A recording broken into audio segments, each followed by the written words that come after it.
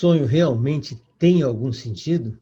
E por que ele é tão importante para os pais, para os professores e para os terapeutas?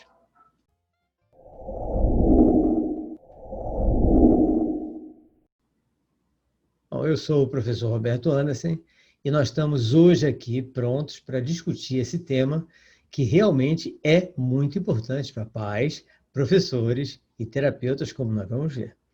Na realidade, tanto os pais, professores como terapeutas, ou seja, todas as pessoas que lidam com crianças, elas normalmente podem ser levadas a criar uma espécie de ansiedade. Essa ansiedade, muitas vezes, acaba se transformando em angústia, essa angústia em irritabilidade, a irritabilidade traz intolerância e, naturalmente, isso vai trazer conflitos. Gente, nós estamos vendo isso a todo momento na nossa sociedade atual. A sociedade está em permanente estado de conflito. E por quê? Tudo começou com a ansiedade. E por quê? Por que começou essa ansiedade? A ansiedade, naturalmente, nós normalmente pensamos que ela tem uma motivação no dia a dia, alguma pessoa que nos irrita, algo que a gente quer e não consegue, mas na realidade ela pode significar, na maior parte das vezes, abandono de si mesmo. O que significa nós abandonarmos a nós mesmos? A nossa rotina do dia a dia, a nossa ida para o trabalho, volta do trabalho, recebe dinheiro, paga as contas, etc., isso está trazendo um processo de autorrobotização em todos nós. Se nós não tomarmos cuidado, se nós não nos precavermos, nós vamos ser um verdadeiro robô. E essa robotização faz com que a gente perca o sentido do que é importante realmente para nós no nosso dia a dia.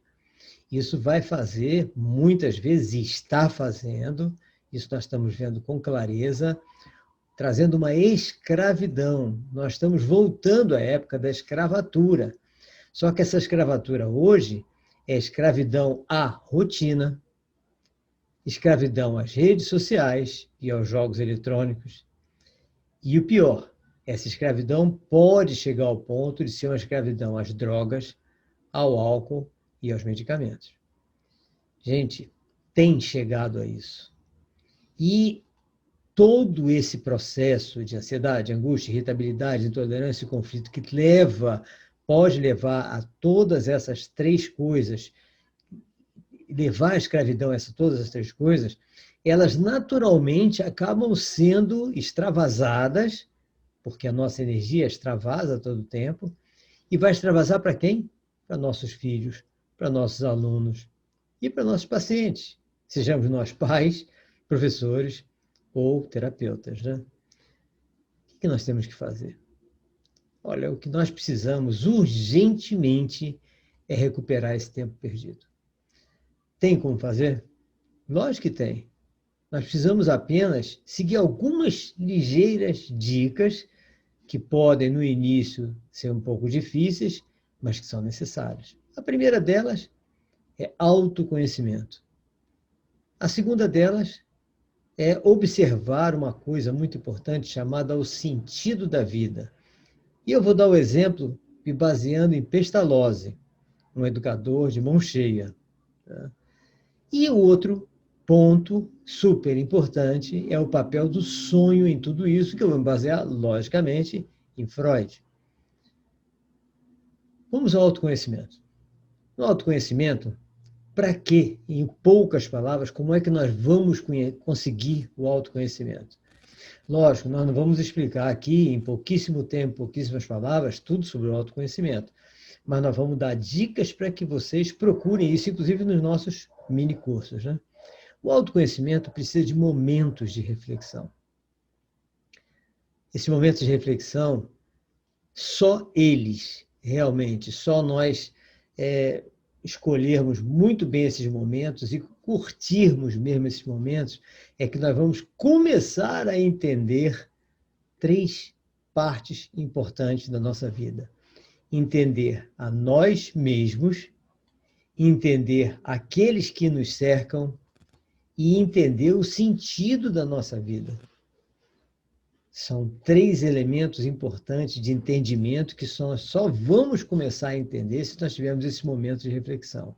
É assim que a gente busca o nosso autoconhecimento. Então vamos ver essa terceira parte, que é o sentido da vida, né? O sentido da vida, eu vou lá para Pestalozzi. Por quê? Porque Pestalozzi, ele desenvolveu os 3 estados do ser humano.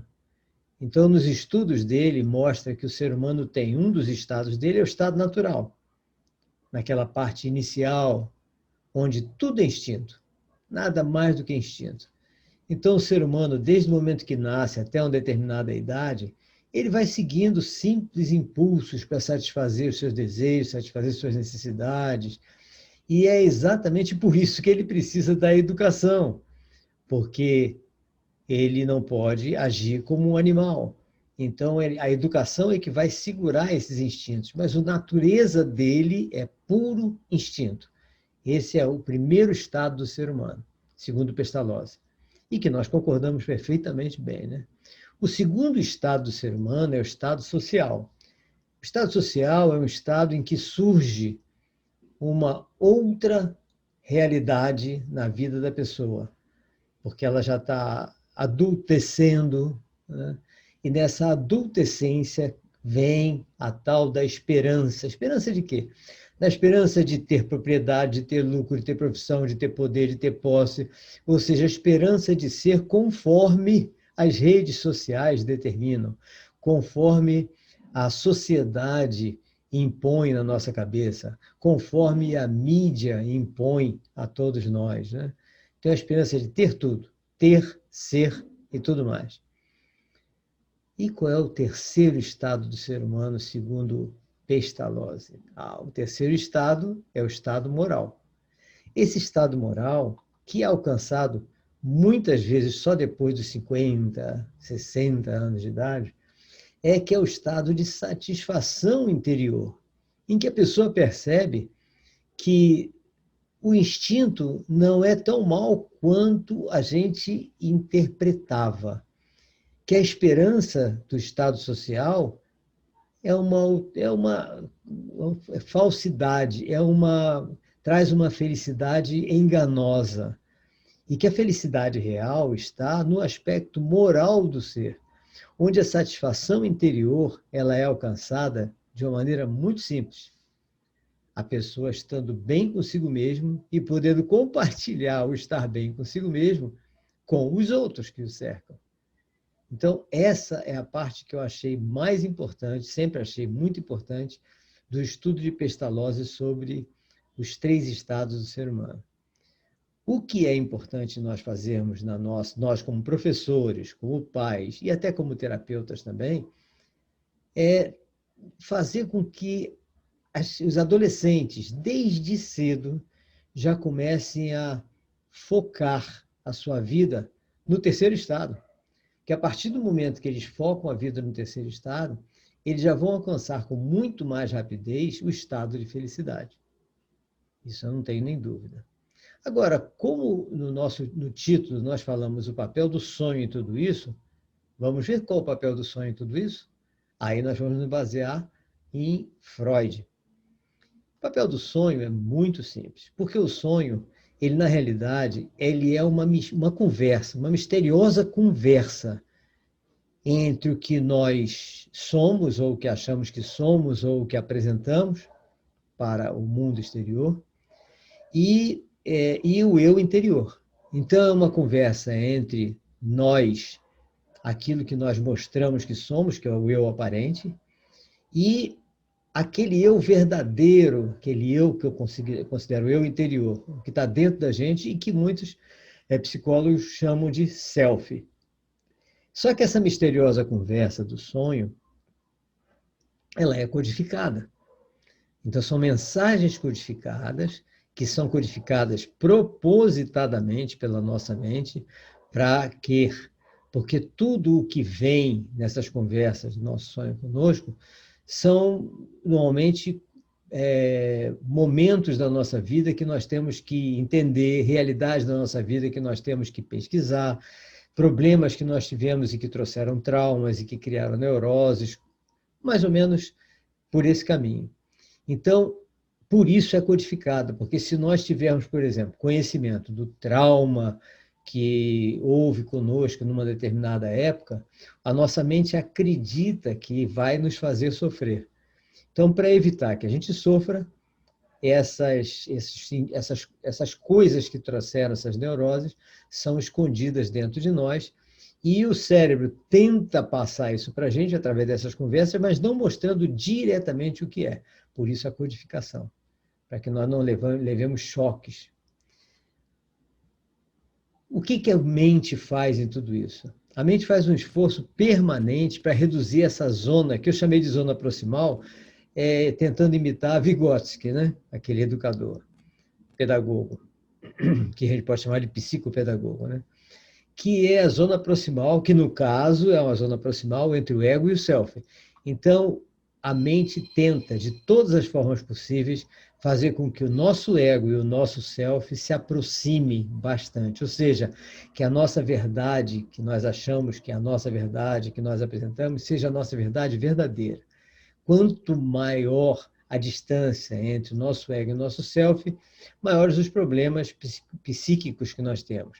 Quanto menor for essa distância, ou seja, quanto menor for essa zona proximal, maior a nossa saúde psíquica. Tá?